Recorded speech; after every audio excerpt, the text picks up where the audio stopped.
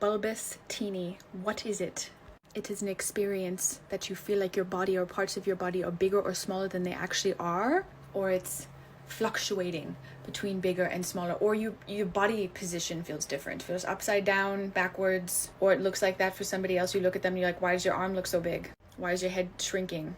These are all symptoms of depersonalization and derealization. In fact, there is a syndrome called Alice in Wonderland syndrome, where it is basically that, but just chronic all the time. Can you imagine? This is what happens though.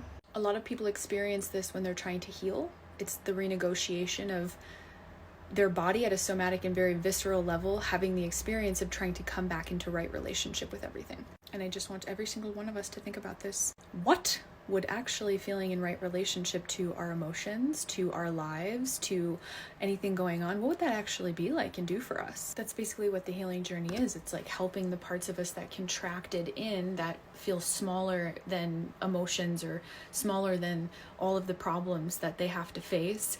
And then also working with the ways in which we either completely left our experience or expanded so far out as a protection mechanism to maybe even like puff up our chest. There's an undulation, a pendulation between these contracted and expanded experiences. Sometimes being right-sized is a humility in the grand scheme of things. And sometimes being right-sized is rising up to the throne.